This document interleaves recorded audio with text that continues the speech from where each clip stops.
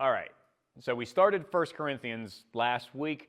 This is a book that we don't want to take lightly. So the church in Corinth, they had a lot of serious problems, and we might be tempted to look at them, some of them really bad, we might be tempted to look at them and say, well, that's not for us, but that's not true. These issues, they are at least reflected often enough in churches today, reflected in our church. We need to grasp the wisdom that the Spirit is presenting here.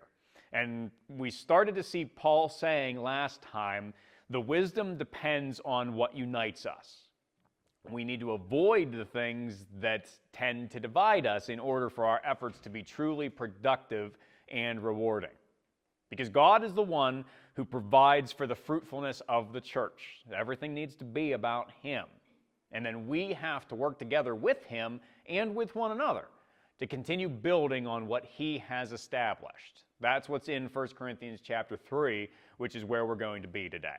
So if you brought a Bible, you're probably already turned there. If you didn't, you can grab them. We have them under the chairs. You can grab those and turn to 1 Corinthians chapter 3. And we're going to start with verse 1. It says that, "And I, brethren, could not speak to you as the spiritual people, but as the carnal, as to babes in Christ. For I fed you with milk and not with solid food. For until now you were not able to receive it. And even now you are still not able, for you are still carnal. For where there are envy, strife, and divisions among you, are you not carnal and behaving like mere men? For when one says, I am of Paul, and another, I am of Apollos, are you not carnal? Who then is Paul? And who is Apollos? But ministers through whom you believed, as the Lord gave to each one. I planted, Apollos watered, but God gave the increase. So then neither he who plants is anything, nor he who waters, but God who gives the increase. Now he who plants and he who waters are each one, and each one will receive his own reward according to his own labor." So a clearly frustrated Paul returns to the issue that he brought up in chapter 1, the divisions in the Corinthian church. And he even insults his readers in order to go back to this. But he does, first of all, it's worth noticing this, he offers a comfort by calling them his brethren. And so they're his brothers and sisters in the faith. He's not calling into question their belonging to God's family. It's good. But he basically says that in order to soften the blow, because these siblings are big babies. And in chapter 2, he spoke about wanting to be able to share spiritual wisdom with the spiritually mature. That's not them. They don't qualify. They aren't growing. And they're unprepared to discuss deeper things in a deep way. So Paul says he has to stick with the elementary aspects of the faith because they aren't ready for more. They're not getting there. And that's in spite of the high opinion they have of their own advancement. So they have immaturity combined with a lack of self-awareness. And that's actually coming from something that's even worse. Paul says that they are carnal. Now, some other translations have that as fleshly or sensual. What it means is that they are all too human when they're meant to be heavenly. And the evidence of that is the fact that they're dividing the church. Now, some people might look at that and think, well, isn't that even a little bit hypocritical of Paul to have this problem?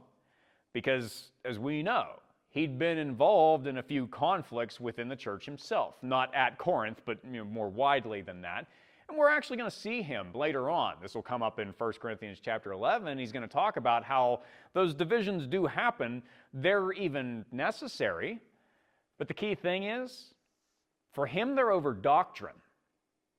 They are over the most absolutely vital truths. And in Corinth, they might have tried to argue that they were fighting over doctrine too, but they weren't. They were fighting over personalities. And not even the personalities that they pretended to fight over. That's the other thing. It wasn't about the missionaries that they claimed to follow. And that came up again last week in chapter 1. Paul and Apollos and Peter and even Jesus was thrown into the mix on that. But the thing is, they're not in competition. Paul and Apollos, he's going to keep mostly coming back to him and Apollos, and they weren't the ones causing the problem. The people causing the problem were the leaders in the Corinthian congregation. Some powerful personalities who appear to have had some type of quarrel with each other. Really not sure exactly why. There's a few potential pieces of evidence for that in the letter, and we'll get through those as we get to them. Maybe having to do with envy, maybe just having to do with business, with money, actually. But they hated each other enough that they were looking for ways to hurt each other as often as they could, and then they built camps of followers within the church, and then they used the missionaries as an excuse for their fighting. And Paul hated being used that way, and he hated the disunity. The church has enough pressure from the outside. We don't need to be helping Satan by creating problems inside as well. In our church, the Potter's Church, is not a very old one. It's actually about the same age as the Corinthian church was when Paul wrote this letter to it. But we've already had a few occasions where we've faced conflicts that fall, at least broadly, under what is described here. I would not say to the same extent that they've been as destructive as these have been, but it's because it's hard to avoid, right? Just because of the way that people are, human nature is. And there have been some immature Christians who were immature, and then they made things worse by fancying themselves as being more advanced than they actually were, and then they risked destabilizing things here, and they would maybe argue it was over some type of belief, but it was really just because their personal desires weren't being met the way that they wanted them to be, that they weren't in control. That's what happens. It will always happen. You have to be aware that it will.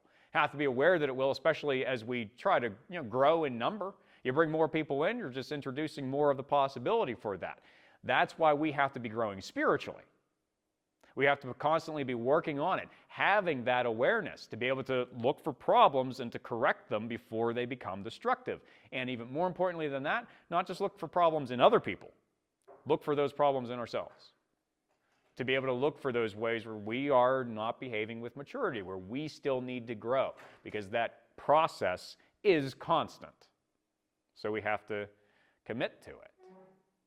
Now, going back again to Paul, what he's talking about, what does seem to bother him as much as anything else is not just that these people are divided, but that they are also idolizing some human leaders.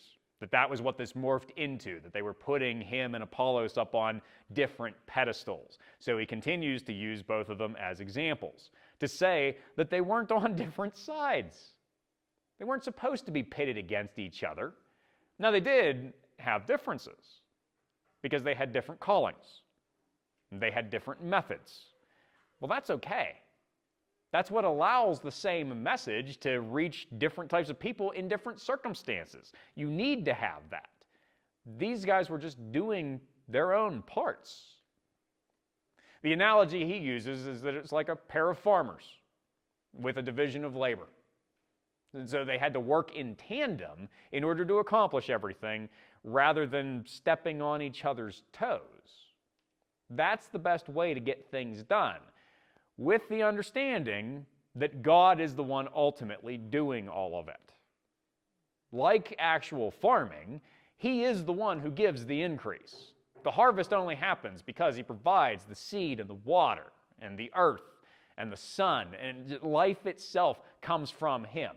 In the same way, He is the one who makes the efforts of His faithful servants on behalf of the gospel fruitful. He's the one who grows the church. We work with Him in that. But the Lord is the one who saves. He's the one to whom we owe our loyalty and for whom we ought to be working. And Paul continues on this line at verse 9, saying, "We are God's fellow workers. You are God's field. You are God's building. According to the grace of God which was given to me, as a wise master builder, I have laid the foundation, and another builds on it. But let each one take heed how he builds on it. For no other foundation can anyone lay than that which is laid, which is Jesus Christ. Now, if anyone builds on this foundation with gold, silver, precious stones, wood, hay, straw, each one's work will become clear, for the day will declare it, because it will be revealed by fire. And the fire will test each one's work of what sort it is. If anyone's work which he has built on it endures, he will receive a reward. If anyone's work is burned, he will suffer loss. But he himself will be saved, yet so is through fire. Do you not know that you are the temple of God and that the Spirit of God dwells in you? If anyone defiles the temple of God, God will destroy him. For the temple of God is holy, which temple you are. Even just the very first part of verse 9 here deserves some attention, because in the Greek, even more, so it's originally in Greek, of course, and in that even more than in the English translation here, it can actually mean two things. So it begs the question.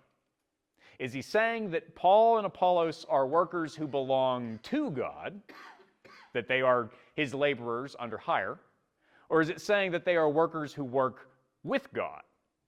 And the answer to those questions is yes, for both of them. Paul has been, certainly, explicit that the missionaries are subordinate to the Lord. The Lord is the one who is actually in control. But he introduces a little bit of ambiguity just in order to say that they have been blessed to take part in what God is accomplishing. They are his partners too, not just his slaves, basically. And that it's not just the missionaries. Paul finishes his previous thought by saying that the church in Corinth was the field whose harvest God was increasing, but then he changes the metaphor a little bit by saying that they are also God's building.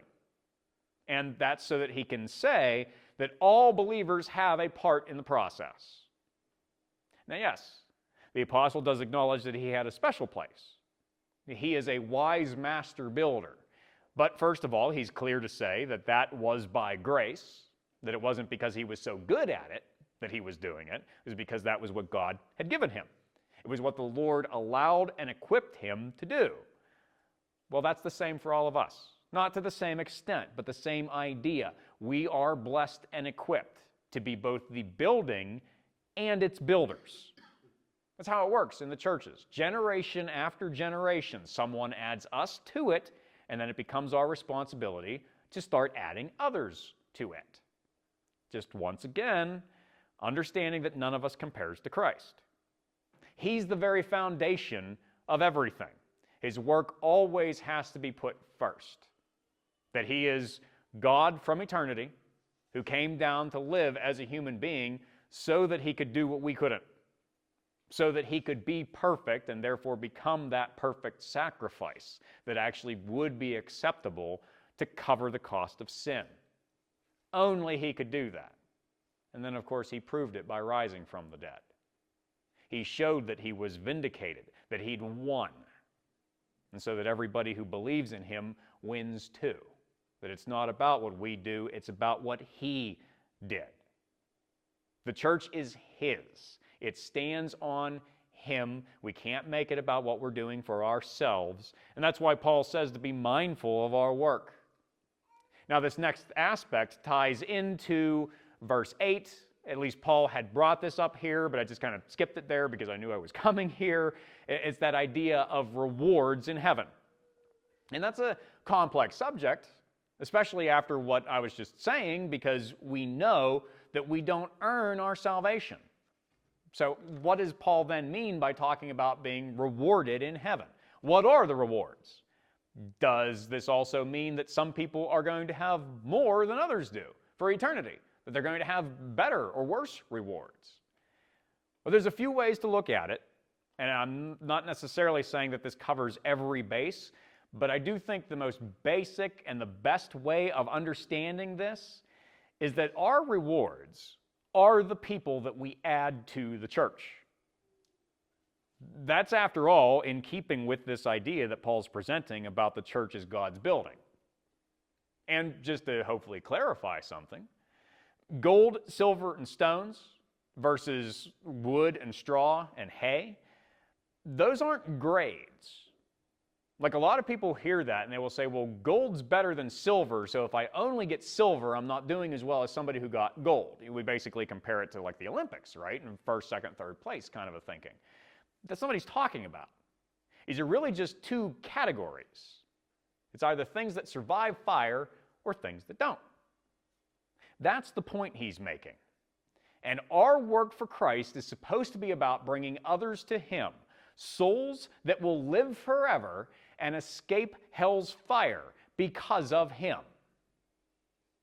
Now, there are a lot of other things that we can do in the world, and a lot of them that we should.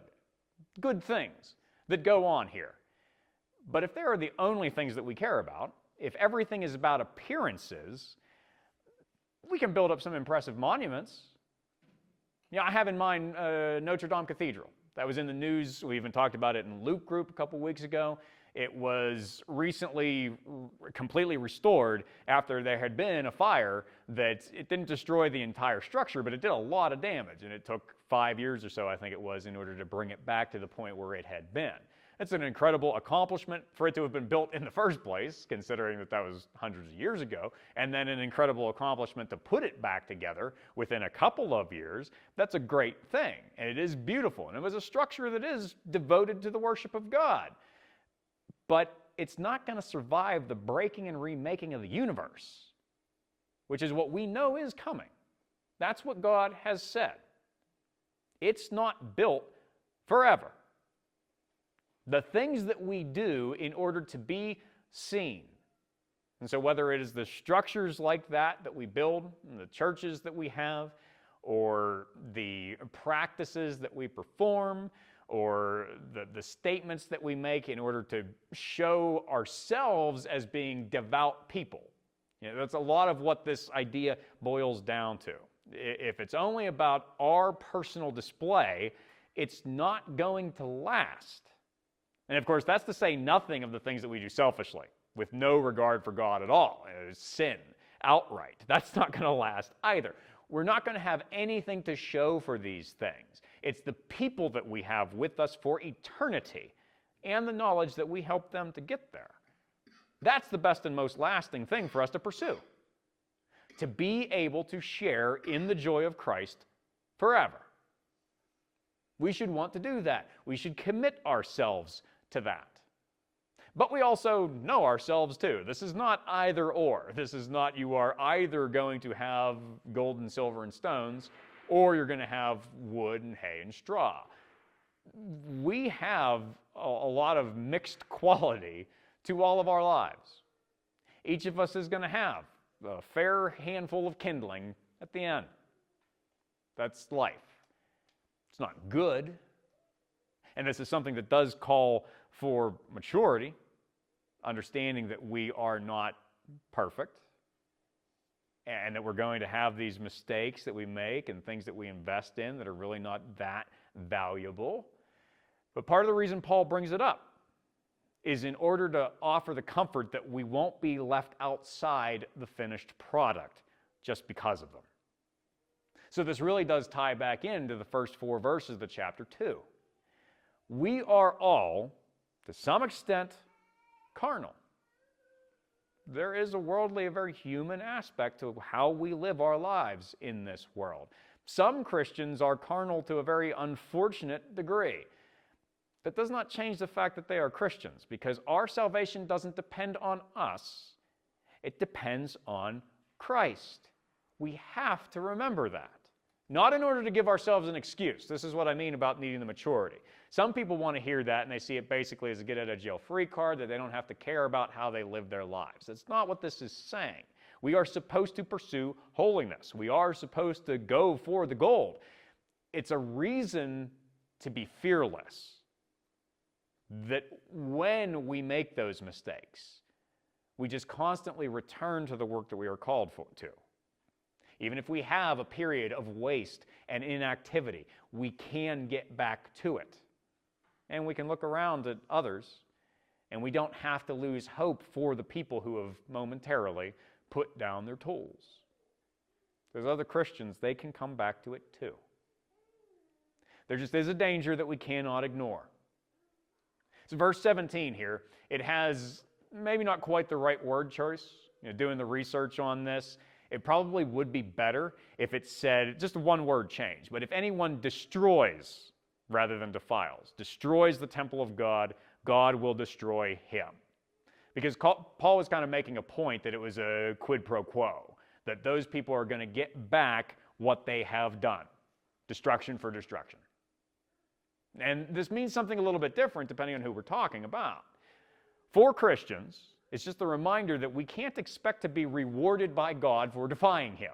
So it's really an extension of that idea. He's not going to sit idly by if we tear down his name by building a bad reputation for his church.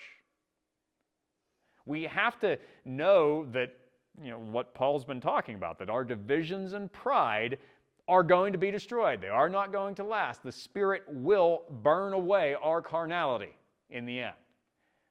Now, the less that we submit to that process in this life, the more it's going to hurt to lose those things. So that's what's going to be destroyed for us. But it is even worse for those outside the church. And that's really, more than anyone, who Paul is talking about here. Because Christians can build poorly, but at least they are still building.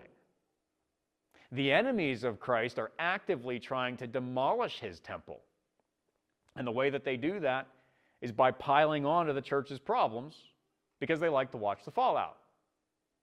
And we do see that a lot, don't we? That we see that whenever there's something that goes on in a church and there's something wrong, certainly something that the church has done to itself, but then there are those people in the world who'll be like, oh, look, we knew it. Look at how worthless Christianity is because of that. That's their takeaway. They're responsible for that assumption. They aren't realizing that they are making nothing for themselves except for judgment by refusing the grace of God. But again, just to bring it back to ourselves, what does it say about Christians who make allies of such worldly people? Because again, in church conflicts, they will. They'll share the gospel, and they'll throw around the accusations to people who have nothing to do with it, just in order to get more backup, just in order to feel like they're winning. And if they do that, they're not doing anything to add those people to Christ's church. They aren't showing any wisdom, when wisdom is what we are supposed to pursue. What Paul says again, in verse 18 now, let no one deceive himself. If anyone among you seems to be wise in this age, let him become a fool that he may become wise. For the wisdom of this world is foolishness with God.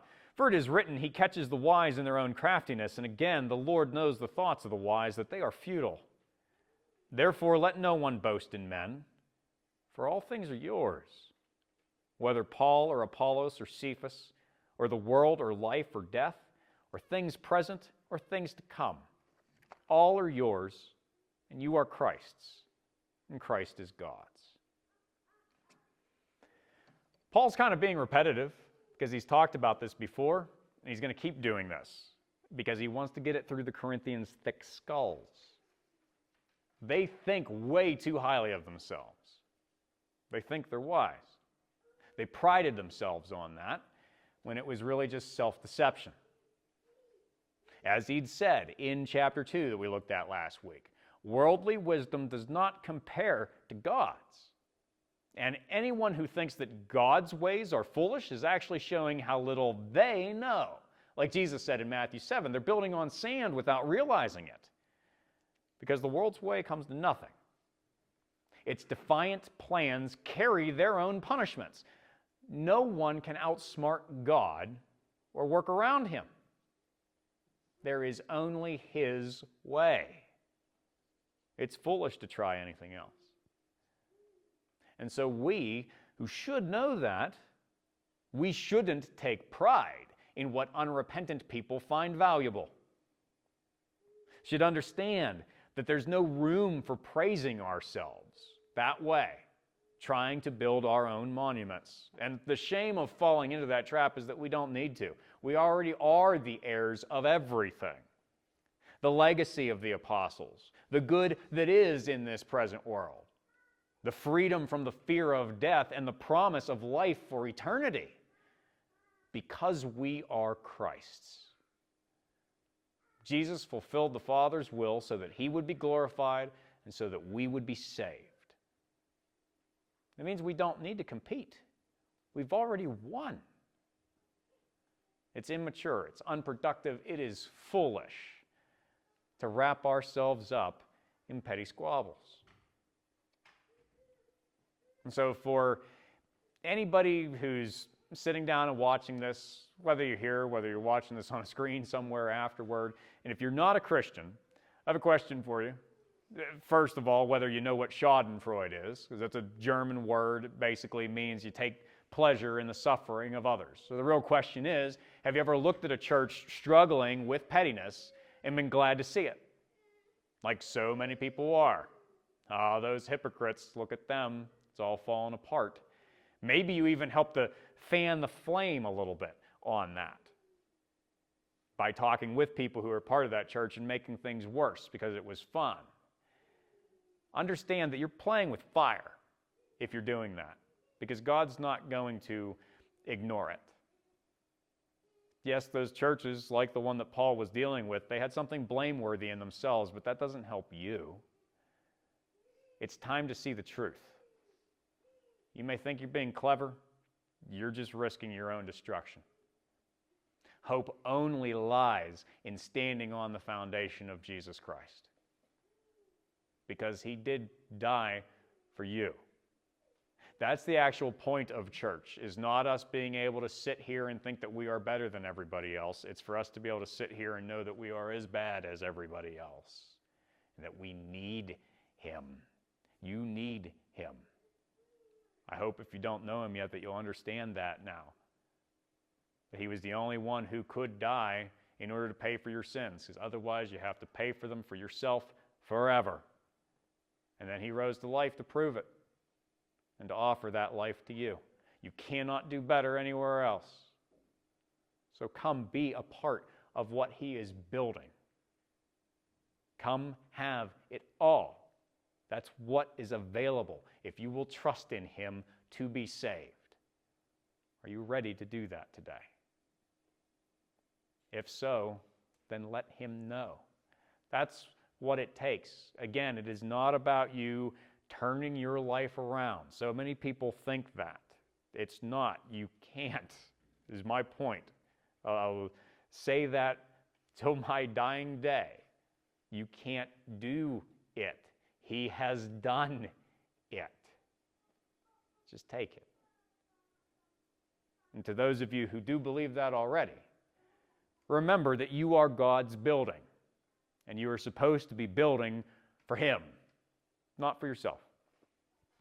You're not taking the products of your selfish ambitions into eternity. You are only taking the people that you introduce to the Lord. And there are many ways to do that. So look for yours. Engage in yours. And then also, don't worry about how other people are faithfully accomplishing theirs, because it's not a competition. We're all on the same crew when we are working for and with the Lord Jesus Christ.